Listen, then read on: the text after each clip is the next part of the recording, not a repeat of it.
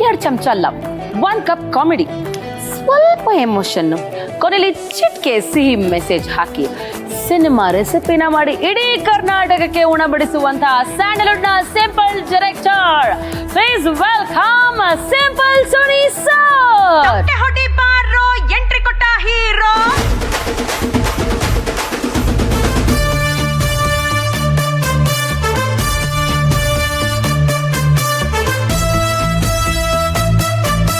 ನಮ್ಮ ಅಡಿಗೆ ಮನೆ, ಸಿಂಪಲ್ ಆಗಿರುವಂತಹ ಅಡಿಗೆ ಮನೆಗೆ ಸ್ವಾಗತ ಸುಸ್ವಾಗತ. ಸೊ ಮನೇಲಿ ಹೆಂಗ್ ಸರ್ ಕಿಚನ್ ಡಿಪಾರ್ಟ್ಮೆಂಟ್ ನಿಮ್ದ ಅಥವಾ ನಮ್ಮ ಅತ್ತಿಗೆದ? ಆಲ್ಮೋಸ್ಟ್ ಅವಳೇ ನೋಡ್ಕೊಂತಾರೆ. ಮತ್ತೆ ಇವ್ರು ಕುಕ್ಕು ಬರ್ತಾರೆ. ಕೆಲವೊಂದ್ಸಲ ನಾನು ಮಾಡ್ತೀನಿ. ಕೆಲವೊಂದ್ಸಲ ಅಂತಂದ್ರೆ ಯಾವ ಸಲ ಸರ್? ಸಂಡೇ, ಹಾಲಿಡೇ, ಬರ್ತ್ಡೇ ಮಾಡಿದ್ದು ನನ್ನ ವೈಫ್ ಕನ್ಸೀವ್ ಆದಾಗ ಕುಕ್ಕು ರಜೆ ಹಾಕಿದ್ರು. A to Z ನಾನೇ ನೋಡ್ಕೋಬೇಕಾಯ್ತು. ಸೊ ಹೇಗಿದೆ ನಿಮ್ಮ ಪುಟ್ಟ ಕಂದಮ್ಮ? ಖುಷಿಯಾಗಿದ್ದಾರಾ? ಚೆನ್ನಾಗಿದ್ದಾರಾ? ಕರ್ಕೊಂಡ್ ಬರ್ಬೇಕಿತ್ತಾನೆ ನೋಡಿ, ನಿಮ್ ಡ್ಯಾಡಿ ಅಡಿಗೆ ಮಾಡ್ತಾ ನಿಂಗೆ ಎತ್ಕೊಂಡು ಹಿಂಗ್ ಆಡಿಸ್ಕೊಂಡು ತೋರಿಸ್ತಿದ್ನಪ್ಪ ನೀವು. ಸೊ ಈಗ ಬರೋ ಮುಂದಿನ ಸಿನಿಮಾದಲ್ಲಿ ನಾವೇನ್ ಎಕ್ಸ್ಪೆಕ್ಟ್ ಮಾಡ್ಬೋದು ಸರ್? ನಿಮ್ ಪಾತ್ರ ಎಕ್ಸ್ಪೆಕ್ಟ್. ಇದು ತಗೋಬರೋ ಉದಯೋನ್ಮುಖ ಕಲಾವಿದಿಗೆ ಸಿಂಪಲ್ ಸುನಿ ಬಂದಿದ್ದ ತಕ್ಷಣ ಅವಕಾಶ ಕೊಟ್ಟು ಉದಯೋನ್ಮುಖ ದೇವರು, ನಮ್ಮನೆ ದೇವರು. ಯಾಕಂದ್ರೆ ನೆಕ್ಸ್ಟ್ ಕಾಮಿಡಿ ಮೂವಿನೇ ಬರ್ತಿರೋದು. ಸೊ ಅಲ್ಲಿ ನೀವೆಲ್ದೆ ಇನ್ಯಾರು ಇರ್ಬೇಕು? ಯಾರ ಇನ್ಮೇಲೆ ಡೈರೆಕ್ಟರ್ನ ಜಾಸ್ತಿ ಕರೆಸ್ತೀನಿ ಶೋಗ್ ನಾನು. ಪ್ಲೀಸ್ ಬನ್ನಿ, ಕೈ ಕಾಲ್ ಪ್ಲೀಸ್ ಬನ್ನಿ ಸರ್, ನಿಮ್ ಬೊಮ್ಮಯ್ಯ ಅಂತ ಕರೆಸ್ತೀನಿ ನಾನು. ನಮ್ಮ ಅಡುಗೆ ಮನೆಗೆ ನನಗೋಸ್ಕರ ಏನ್ ರೆಸಿಪಿ ತಗೊಂಡ್ಬಂದಿದ್ದೀರಾ? ಯೂಶಲಿ ನಮ್ಮ ಮನೇಲಿ ಅಂದ್ರೆ ನಾನು ಹಳ್ಳಿಲಿ 10th ವರೆಗೂ ಯಾವ್ದು ನಾವು ಹೆಸರಾಡ್ತಲ್ಲಿ ಸಾಸುವೆಘಟ್ಟ ಅಂತ ಹಳ್ಳಿಲಿ ಅಲ್ಲಿದ್ದಾಗ ನಮ್ಮಮ್ಮ ಏನಾದ್ರು ಅರ್ಜೆಂಟಿಗೆ ಮಾಡ್ಬೇಕು ಅಂದ್ರೆ ಜಜ್ಜ್ ಮೂಲಂಗಿ ಅಂತ ಮಾಡೋರು. ಅದಕ್ಕೆ ಕಬ್ಣ ಗಿಬ್ಣ ಏನಾದ್ರು ಟಚ್ ಮಾಡ್ತಿರ್ಲಿಲ್ಲ, ಮಿಕ್ಸಿ ರುಬ್ತಿರ್ಲಿಲ್ಲ. ಆ ಒಳ್ಕಲ್ಲೇ ಒಂದು ಟೇಸ್ಟ್ ಬರೋದು. ಬಟ್ ಈಗ ಅವೆಲ್ಲ ಒಳ್ಕಲೆಲ್ಲ ಹೋಯ್ತು, ಈಗೆಲ್ಲ ಬಂತು. ಸೊ ಬಟ್ ಈಗೆಲ್ಲ ಮಾಡರ್ನೈಸ್ ಆಗಿದ್ರಲ್ಲ, ಅದೇ ರೀತಿ ಫ್ರಿಡ್ಜ್ ಅಲ್ಲಿ ಇಟ್ಕೊಂಡು ಆಗಾಗ ಅದಕ್ಕೆ ಒಗ್ಗರಣೆ ಹಾಕೊಂಡು ಮಾಡೋ ಅಂತದ್ದು ಒಂದು ಮೂಲಂಗಿ ಚಟ್ನಿ ಇವತ್ತು ತೋರಿಸ್ತಾ ಇದ್ದೀನಿ. ಓಕೆ, ಈಗ ಅಣ್ಣ ಏನ್ ಕೊಡ್ಲಿ ಫಸ್ಟ್ ನಿಮ್ಗೆ ಸ್ಟಾರ್ಟ್ ಮಾಡಕ್ ಅಡ್ಗೆನ? ಒಟ್ಟಲ್ಲಿ ಇವಾಗ ಆ ಜಾಗದಲ್ಲಿ ಒಂದು ದೊಡ್ಡ ಹಂಡೆ ಇಟ್ಟಿದ್ರು ಅದ್ರಲ್ಲಿ ಅಡಿಗೆ ಮಾಡ್ತೀವಿ. ಇಲ್ಲ ಏನ್ ಹಾಕ್ಲಿ ಸರ್ ಇವಾಗ? ಆಯಿಲ್. ಇವತ್ತು ನಾವು ನಮ್ಮ ಕಿಚನ್ ಅಲ್ಲಿ ಬಳಸ್ತಾ ಇದೀವಿ ಫ್ರೀಡಮ್ ರಿಫೈನ್ಡ್ ಸನ್ಫ್ಲವರ್ ಆಯಿಲ್. 75 ರಿಂದ 80 ಎಪ್ಪಲ್ ನಾನು ಹಾಕ್ತೀನಿ, ನೀವು ನೋಡಿ ಸರ್. ಹರ್ಕೊಳ್ಳೋದ ಫಸ್ಟ್ ಹರ್ಕೋಬೇಕಾ ಸರ್? ಅದನ್ನ ಹರ್ಕೊಳ್ಳೋದು, ರುಬ್ಕೊಳ್ಳೋದು ಏನಾದ್ರು ಮಾಡ್ಬೋದು ಸರ್ ನಮ್ಮ ಅಡುಗೆ ಮನೆ. I will help you, I am there for you. ಇಷ್ಟು ಕಷ್ಟ ಅಲ್ಲ, ಇದಕ್ಕಿಂತ ಕ್ಯಾಮ್ರಾ ರೋಲ್ ಮಾಡೋದು ಎಷ್ಟೋ ವಾಸಿ. ಯಾವ್ದು ಕಷ್ಟ ಸರ್? ಹಾಗಂತ ಏನಿಲ್ಲ, ಅವ್ರವ್ರು ಹಾಲಲ್ಲಿ ಫೀಲ್ಡಲ್ಲಿ ನಿಂತಾಗ ಅದ್ ಕಷ್ಟ ಅನ್ಸುತ್ತೆ. ಕಷ್ಟ ಅಂತ ಏನಿಲ್ಲ, ಆರ್ಟಿಸ್ಟ್ಗಳು ಸಪೋರ್ಟಿವ್ ಇದ್ರೆ, ಈಗ ನಿಮ್ಮಂತ ಆರ್ಟಿಸ್ಟ್ ಸಿಕ್ಕಿದ್ರೆ ಈಸಿ ಹ್ಯಾಂಡಲ್ ಮಾಡೋದು. ನಮ್ಮ ತರ ಆರ್ಟಿಸ್ಟ್ ಅಂದ್ರೆ ಸರ್ ಟೇಕ್ ಆನ್ ಆರ್ಟಿಸ್ಟ್. ಈ ಮೂಲಂಗಿಯನ್ನ ಎಲ್ಲಿವರೆಗೂ ಜಜ್ಜಿಕೊಳ್ಳಬೇಕು? ಈ ಮೂಲಂಗಿ ಹದಕ್ ಬರೋವರೆಗೂ ಜಜ್ಜಬೇಕು.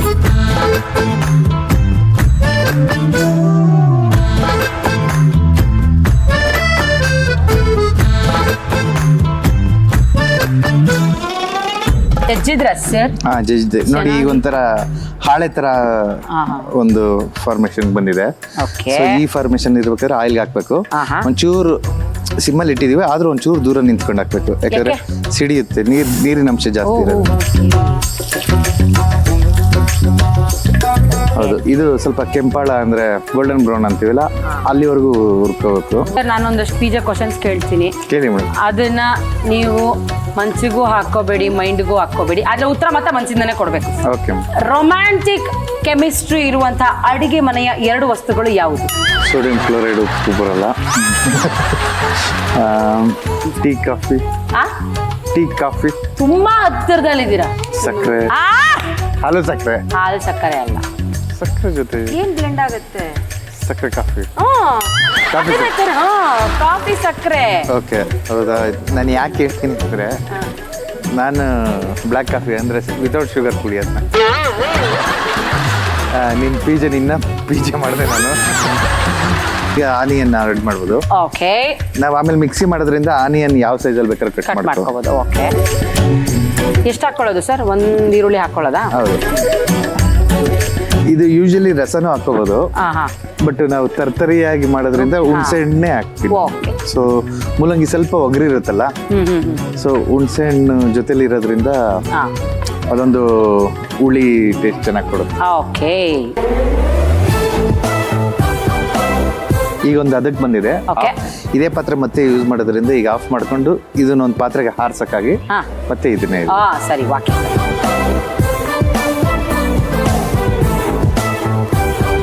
ಓಕೆ ಸರ್ ಹೆಂಗ್ ಹಚ್ಚಿದ್ರಿ ಸರ್? ನನ್ನ ಅಡ್ಗೆ ಮನೇಲಿ ನಾನೇ ಬೆಂಕಿ ಹಚ್ಚೋದ್ ಗೊತ್ತಾ?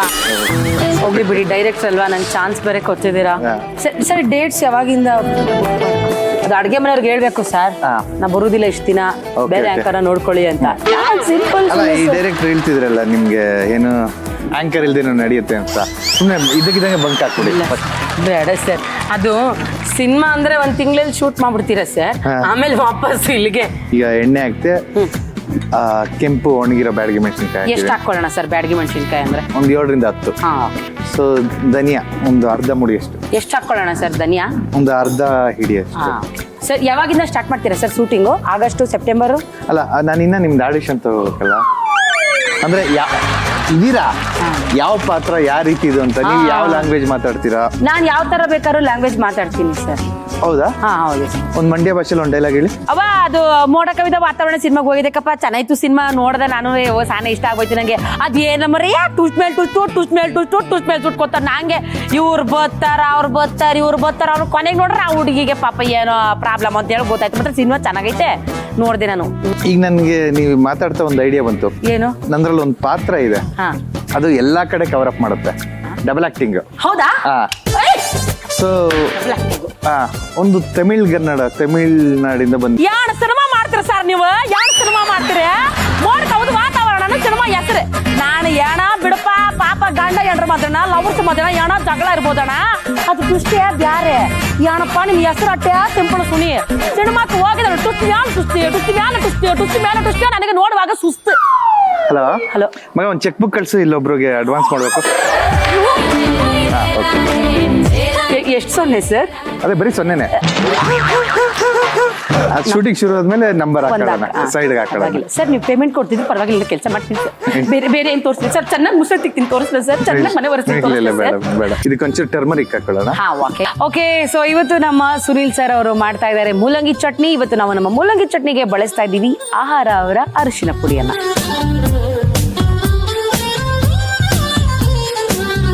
ಸರ್ ನಾವು ಯಾವಾಗಲೂ ಆಹಾರನ ಯಾಕೆ ಚೂಸ್ ಮಾಡ್ತೀವಿ ಅಂತಂದ್ರೆ, ಕ್ರಯೋಜೆನಿಕ್ ತಂತ್ರಜ್ಞಾನವನ್ನು ಬಳಸಿ ಮಾಡಿರೋದ್ರಿಂದ 90 ರಿಂದ 99% ಪರಿಮಳ ಸಂರಕ್ಷಿತ, ಹಾಗೆ ಅಸಲಿ ರುಚಿಯನ್ನ ಕಾಪಾಡ್ಕೊಂಡಿರುತ್ತೆ. ಜೊತೆಗೆ ಪ್ಯಾಕೆಟ್ನ ಓಪನ್ ಮಾಡಿದ ತಕ್ಷಣ ಅದ್ರ ಫ್ರೇಗ್ರೆನ್ಸ್ ತಗೊಳ್ತಾ ಇದ್ದಂಗೆ ಹೇಳ್ತೀರಾ ಆಹಾ ಅಂತ.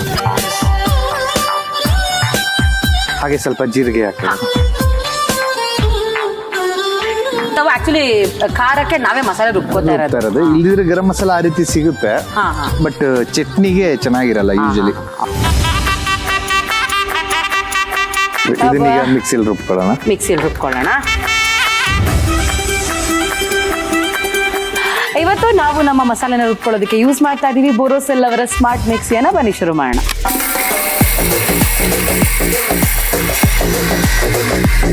ತರ್ತರಿ ಆದಂಗೆ ಆಗ್ಬೇಕಾ, ಅದಕ್ಕೆ ಇದನ್ನ ಹಾಕ್ತೀವಿ. ಇದು ಚಟ್ನಿಗಾಗಿರೋದ್ರಿಂದ ತರ್ತರಿ ಆಗಿರ್ಲಿ. ಓಕೆ.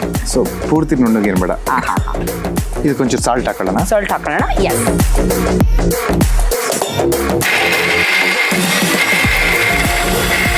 ನುಣ್ಣಗೆ ಬೇಡ, ತರ್ತರಿಯಾಗೇ ಇರಲಿ.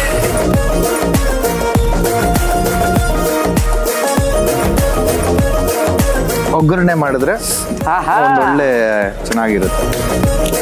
ಮತ್ತೆ ನಾನೇ ಹಚ್ಬೇಕು, ಪರವಾಗಿಲ್ಲ ಸರ್.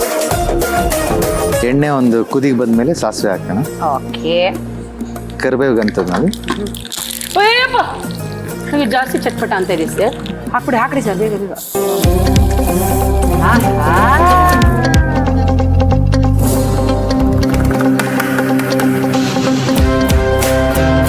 ಇದರಲ್ಲಿ ನೀವು ಮಾಡಿದ ಚಪಾತಿ, ನೀವು ಮಾಡಿದ ರೈಸ್ ಇದೆ, ನಾನು ಮಾಡಿದ ಚಟ್ನಿ ಇದೆ. ನೋಡಿ ರಿವ್ಯೂ ಹೇಳಿ. ಏನ್ ಸರ್, ಫ್ಯೂಚರ್ ಅಲ್ಲಿ ನಿಮ್ಮ ಮಗನ್ಗೂ ಈ ತರ ಡಬ್ಬ ಕಟ್ತಿರೋ ಇಲ್ವೋ ಸರ್ ನೀವು? ಬೋರೋಸಿಲ್ ಫ್ರೀ ಕೊಟ್ರೆ ಕಟ್ತೀವಿ. ನಿಮಗಾದ್ರೆ ಕೊಡ್ತಾರೆ ಬನ್ನಿ ಸರ್. ಇಷ್ಟು ನೀಟಾಗಿ ಪ್ಯಾಕ್ ಮಾಡ್ಕೊಡ್ತೀರ ಅಂದ್ರೆ ಖಂಡಿತವಾಗ್ಲೂ ಕಟ್ತಾರೆ. Wow, so beautiful. ಇಷ್ಟು ನೀಟಾಗಿ ರೆಡಿ ಮಾಡಿಕೊಟ್ಟಿದ್ದೀರಾ ಸರ್. ಓಕೆ, ಇವತ್ತು ನಾವು ಬಳಸ್ತಾ ಇದ್ದೀವಿ ಬೋರೋಸಿಲ್ ಅವರ cube pink square glass lunch box. Cube pink square glass lunch box ನಲ್ಲಿ ಊಟವನ್ನ ತಾಜಾ, ರುಚಿಕರ ಮತ್ತು ಆರೋಗ್ಯಕರವಾಗಿ ಕೊಂಡೊಯ್ಯಿರಿ. 100% ಬೋರೋಸಿಲ್ ಗ್ಲಾಸ್ ನಿಂದ ತಯಾರಾಗಿದ್ದು 350 ಡಿಗ್ರಿ ಸೆಲ್ಸಿಯಸ್ ತಾಪಮಾನವನ್ನು ಸುಲಭವಾಗಿ ತಡ್ಕೊಳ್ಳುತ್ತೆ. ಏರ್ ಟೈಟ್ ಸೀಲ್ ಹೊಂದಿದ್ದು ಆಹಾರದ ತಾಜಾತನವನ್ನ ಕಾಪಾಡಿ ಜೊತೆಗೆ ಹೊರಗಿನ ಯಾವುದೇ ವಾಸನೆ ಒಳಗೆ ಬರದಂತೆ ತಡೆಯುತ್ತೆ. 100% ಲೀಕ್ ಪ್ರೂಫ್ ವಿನ್ಯಾಸದಿಂದ ಯಾವುದೇ ಸೋರಿಕೆ ಚಿಂತೆ ಇಲ್ಲ. ಮೈಕ್ರೋವೇವ್, ಓವೆನ್, ಫ್ರಿಡ್ಜ್, ಫ್ರೀಸರ್ ಹಾಗೆ ಡಿಶ್ ವಾಷರ್ ನಲ್ಲಿ ಸುರಕ್ಷಿತವಾಗಿ ಬಳಸಬಹುದು. ಸಾಮಾನ್ಯ ಪ್ಲಾಸ್ಟಿಕ್ ಅಥವಾ ಆರ್ಡಿನರಿ ಗ್ಲಾಸ್ ನಂತೆ ಆಹಾರಕ್ಕೆ ಯಾವುದೇ ರೀತಿಯ ರಾಸಾಯನಿಕ ಅಂಶವನ್ನ ಬಿಡೋದಿಲ್ಲ. ಸಾಮಾನ್ಯ ಗಾಜಿಗಿಂತ ಹೆಚ್ಚು ಗಟ್ಟಿತನ, ಹೆಚ್ಚು ಬಾಳಿಕೆಯನ್ನ ಹೊಂದಿದೆ. ಸ್ಕ್ರಾಚ್ ರೆಸಿಸ್ಟೆಂಟ್ ಆಗಿದ್ದು ದೀರ್ಘಕಾಲ ಹೊಸದರಂತೆ ಕಾಣುತ್ತೆ. ನಾನ್ ಪೋರಸ್ ಗ್ಲಾಸ್ ಆಗಿರೋದ್ರಿಂದ ಕಲೆಗಳು ಅಥವಾ ವಾಸನೆಗಳನ್ನ ಹೀರ್ಕೊಳ್ಳೋದಿಲ್ಲ. ವಾಹ್, ಸುನಿ ಸರ್ ಅವ್ರ ಮಮ್ಮಿ ರೆಸಿಪಿ ಯಮ್ಮಿ ಆಗಿರುತ್ತೆ ಅಂತ ಎಕ್ಸ್ಪೆಕ್ಟ್ ಮಾಡಿದೀನಿ. ಸರ್ ನೀವು ತಿನ್ಬೇಕು, ನೀವು ತಿಂದ್ಮೇಲೆ ನಾನು ತಿಂತೀನಿ ಸರ್. Sure madam.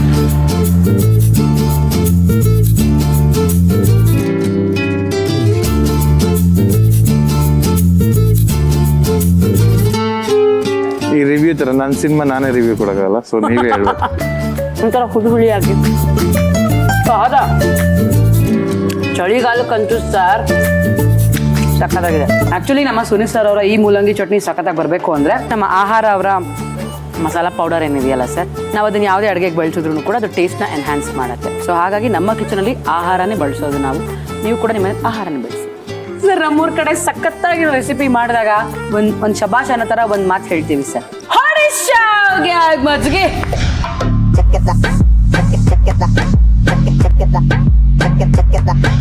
ಮೂಲಂಗಿ ಚಟ್ನಿ ಮಾಡುವ ವಿಧಾನ: ಮೊದಲಿಗೆ ಒಂದು ಬಾಣಲಿಗೆ ಎಣ್ಣೆ ಹಾಕಿ ಕಾಯಲು ಬಿಡಿ. ಎಣ್ಣೆ ಕಾದ ನಂತರ ಜಜ್ಜಿ ಹರಿದ ಮೂಲಂಗಿಯನ್ನು ಎಣ್ಣೆಗೆ ಸೇರಿಸಿ ಗೋಲ್ಡನ್ ಬ್ರೌನ್ ಆಗುವವರೆಗೂ ಬಾಡಿಸಿಕೊಳ್ಳಿ. ಈಗ 1 ಕಪ್ ಹೆಚ್ಚಿದ ಈರುಳ್ಳಿ, ಸ್ವಲ್ಪ ಹುಣಸೆ ಹಣ್ಣು ಹಾಕಿ ಫ್ರೈ ಮಾಡಿ ತೆಗೆದಿಟ್ಟುಕೊಳ್ಳಿ. ನಂತರ ಅದೇ ಬಾಣಲಿಗೆ ಸ್ವಲ್ಪ ಎಣ್ಣೆ ಹಾಕಿ ಕಾಯಲು ಬಿಡಿ.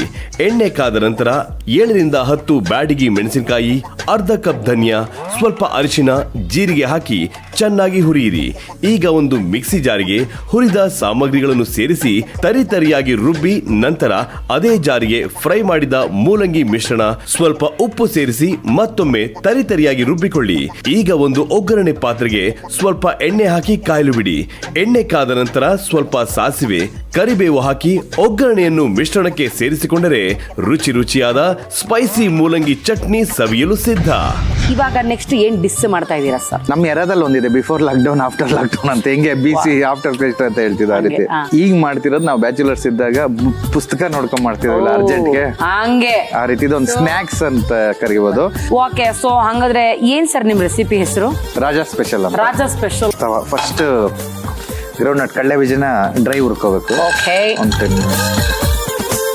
ಇದು ಸಿಪ್ಪೆ ಬಿಡಿಸ್ಕೋಬೇಕು, ಅದಕ್ಕೆ ಒಂಚೂರು ಜಾಸ್ತಿ ಉರಿಬೇಕು. ಪರವಾಗಿಲ್ಲ ಸರ್. ಇದ್ರದ್ದು ಸಿಪ್ಪೆ ಸುಳಿಯ ಕೊಡೋಣ.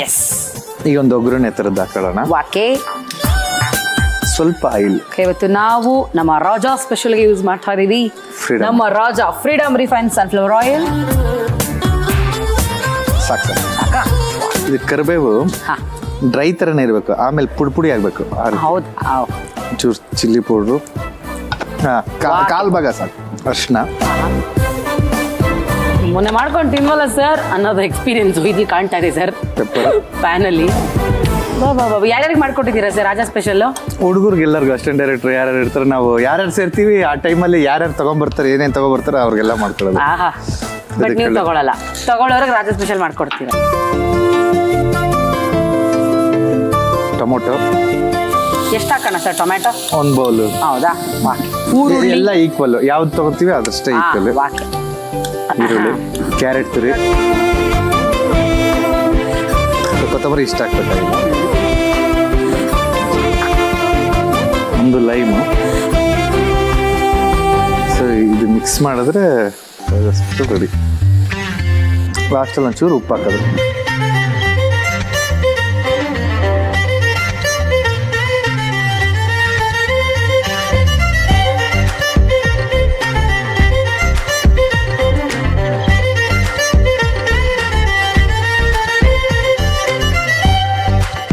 ನನ್ನ ಹೆಸರು ಜೊತೆ ಇದೆ ಸಿಂಪಲ್, ನಿಮ್ಗೀಗ ರಾಜಾ ಸ್ಪೆಷಲ್. ಸೂಪರ್. ನೀವು ಟೇಸ್ಟ್ ಮಾಡೋ ಅಭ್ಯಾಸ ಇರುತ್ತೆ, ನಾವು ಟೇಸ್ಟ್ ಮಾಡೋದೇ ಸ್ಪೆಷಲ್. ಇದಕ್ಕೊಂದು ಹೇಳಿ, ಅದೇನೋ ಶಾವಿಗೆ ಮಜ್ಜಿಗೆ ಬರ್ಬೇಕು ಸರ್, ನಿಧಾನ ಬರುತ್ತೆ. ನಮ್ಮ ರಾಜಾ ಸ್ಪೆಷಲ್ಗೆ ನಮ್ಮ ಕಡೆಯಿಂದ ಶಾವಿಗೆ ಮಜ್ಜಿಗೆ.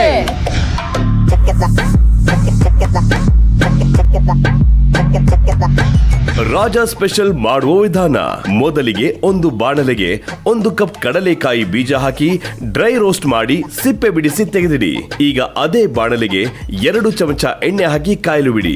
ಎಣ್ಣೆ ಕಾದ ನಂತರ ಸ್ವಲ್ಪ ಕರಿಬೇವು, 1/4 ಚಮಚ ಅಚ್ಚ ಖಾರದ ಪುಡಿ, ಸ್ವಲ್ಪ ಅರಿಶಿನ, ಪೆಪ್ಪರ್ ಪೌಡರ್, ರೋಸ್ಟ್ ಮಾಡಿ ಸಿಪ್ಪೆ ಬಿಡಿಸಿಟ್ಟುಕೊಂಡ ಕಡಲೆಕಾಯಿ ಬೀಜ ಹಾಕಿ ಮಸಾಲೆ ಹಿಡಿಯುವವರೆಗೂ ಫ್ರೈ ಮಾಡಿಕೊಳ್ಳಿ.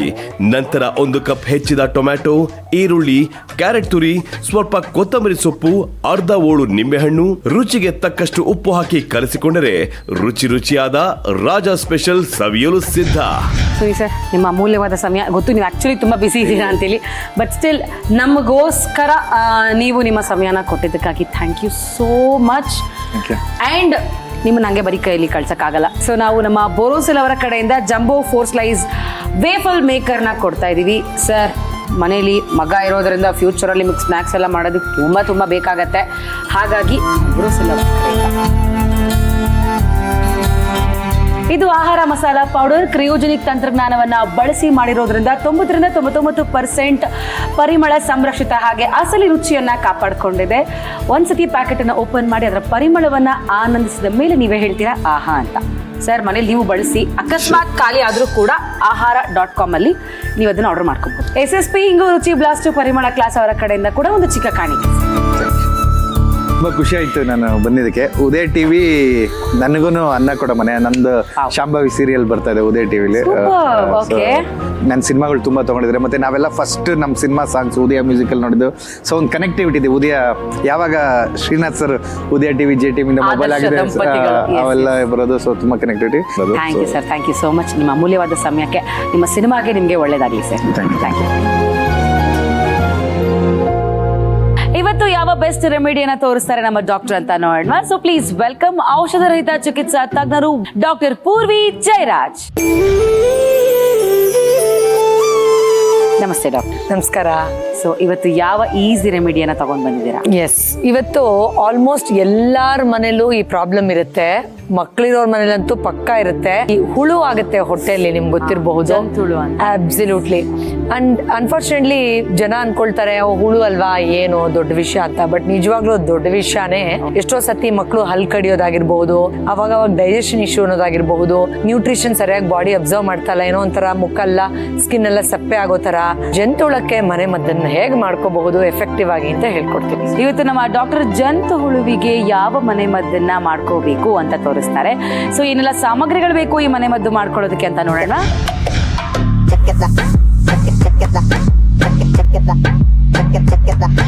ಒಂದು ಅರ್ಧ ಲೋಟ ಅಷ್ಟೇ ನೀರು ಹಾಕಿ ಸಾಕು. More than enough. ಎಸ್, ಈಗ ನೋಡಿ ಸುಮಾರು ಅರ್ಧ ಲೋಟ ಅಷ್ಟು ನೀರು ಹಾಕೊಂಡಿದೀವಲ್ಲ, ಈಗ ಒಂದು 4-10 ಕಾಳಷ್ಟು ಧನಿಯಾ ಹಾಕೊಳ್ತಾ ಇದ್ದೀನಿ. ಇಲ್ಲಿ ಮೇನ್ ಇಂಗ್ರೀಡಿಯೆಂಟ್ ಬಂದು ಲವಂಗ. ಸೊ 4-5 ಲವಂಗನ ಹಾಕಿ ಚೆನ್ನಾಗಿ ಕುದಿಸ್ಬೇಕು. ಇದನ್ನ ರಾತ್ರಿ ಮಲಗಕ್ಕಿಂತ ಮುಂಚೆನೂ ಕೊಡ್ಬೋದು, ಇಲ್ಲ ಬೆಳಗ್ಗೆನೂ ಕೊಡ್ಬೋದು, ಅಡ್ಡಿ ಇಲ್ಲ. ಬಟ್ ಯೂಶಲಿ ಹುಳುದು ನಾವು ರಾತ್ರಿ ಕೊಡ್ತೀವಿ, so that it just works through out the night. And ಸ್ವಲ್ಪ ದಿನಗಳ ಕಾಲ ತಗೊಳ್ಳಿ, ಕಂಟಿನ್ಯೂಸ್ ಆಗಿ ಒಂದು 5-6 ದಿನ ತಗೊಳ್ಳಿ, ಫ್ಯೂ ಡೇಸ್ ತಗೊಳ್ಳಿ. ಆಮೇಲೆ ನಿಮಗೆ ಅದ್ರ ರಿಸಲ್ಟ್ಸ್ ಗೊತ್ತಾಗುತ್ತೆ, ಯು ಕ್ಯಾನ್ ಸ್ಟಾಪ್. ಸೊ ನಾವು ಹಾಕಿದ್ದೆ ಅರ್ಧ ಲೋಟ ನೀರು, ಅದು ಇನ್ನೂ ಅರ್ಧಕ್ಕೆ ಬಾಯ್ಲ್ ಬರೋವರೆಗೂ ಚೆನ್ನಾಗಿ ಇದನ್ನ ಬಾಯ್ಲ್ ಮಾಡ್ಕೊಳ್ಳಿ. ಚೆನ್ನಾಗಿ ಕುದ್ದಿದೆ, ನೀವು ನೋಡ್ತಾ ಇರಬಹುದು. ಧನಿಯಾ ಫ್ರೇಗ್ರೆನ್ಸ್ ಜೋರಾಗಿ ಬರ್ತಾ ಇದೆ. ಸೊ ಆಫ್ ಮಾಡ್ತಾ ಇದ್ದೀನಿ ನಾನು ಸ್ಟವ್ನ. ಈ ಥರ ನೀರು ಚೆನ್ನಾಗಿ ತಿಳಿಯಾಗಿ ಬಂದಿರುತ್ತಲ್ಲ, ಕುದ್ದು ಆ ಥರ 1 ಅಥವಾ 2 ಸ್ಪೂನಷ್ಟು ತಗೊಳ್ಳಿ ಅಷ್ಟೇ. ತಗೊಂಡು ಒಂದು ಪಿಂಚಷ್ಟು ಪೆಪ್ಪರ್ ಮತ್ತು ಒಂದು 2 ಡ್ರಾಪ್ ಅಷ್ಟು ಲೆಮನ್ ಚೆನ್ನಾಗಿ ಮಿಕ್ಸ್ ಮಾಡ್ಕೋಬೇಕು.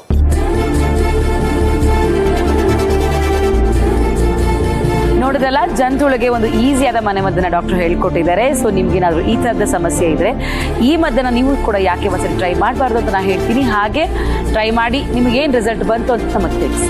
ಡಾಕ್ಟ್ರೇ, ಥ್ಯಾಂಕ್ ಯು ಸೋ ಮಚ್. ತುಂಬ ಈಸಿಯಾಗಿ ಹಾಗೆ ತುಂಬ ಯೂಸ್ಫುಲ್ ಆದಂತಹ ರೆಮಿಡಿಯನ್ನ ಹೇಳ್ಕೊಟ್ರಿ. ಮುಂದಿನ ಸಂಚಿಕೆಯಲ್ಲಿ ಮತ್ತೆ ಭೇಟಿ ಆಗ್ತೀನಿ. Thank you so much.